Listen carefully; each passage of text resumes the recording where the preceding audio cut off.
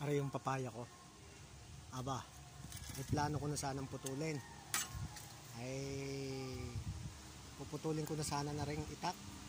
Pre, ay ako na may nanghihinayang. Nanghihinayang ako kung puputulin ko are. Ring papayang are. Alam niyo kung bakit? Kaya naman ako gusto kong putulin. Aba, ay sukatin mo naman. Nung nakaraang kami nagiinom, are papayang are. Dinig ko kinuha yung panlahok sa tinolang Tagalog na manok. Sukatin mo ako'y nakaka 5 hayin na doon sa mga kainuman ko magiinom biruin mo unang hayin. Aba, ako'y nagulat. Tiningnan ko, sabi ko, ay papaya ang natitira. Ay yung manok, ubos. Laging ubos. Inulit ko na naman, di pangalawa.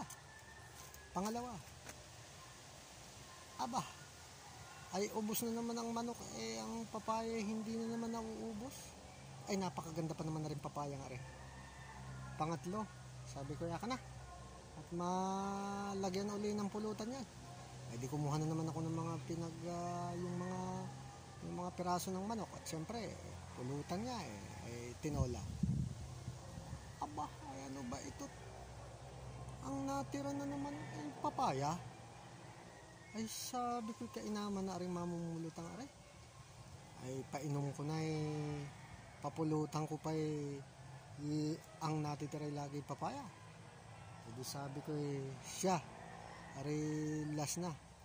Ay sabi ko, akin na uli yung mga tasa nyo.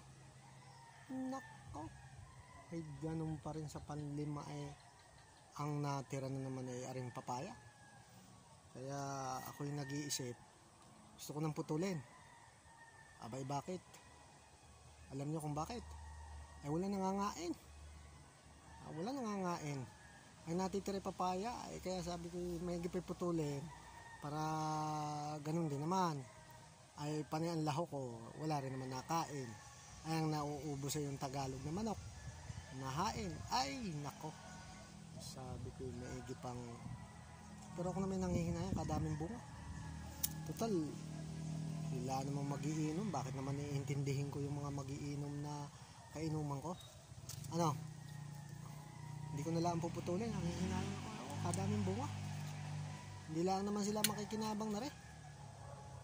Bakit po pa iintindihin yung mga magiinom na kainuman ko? Ay total din naman lang ang maganda nito hindi ko na lang paulitin, hindi ko na imbitahin. Total gusto lang naman na yung manok yung lamang manok ang kakainin at ayaw nung lahok na papaya. Ay siya, yun na lang mabuti kong gawin. Hindi ko na lang puputulin at hindi ko na sila imbitahin.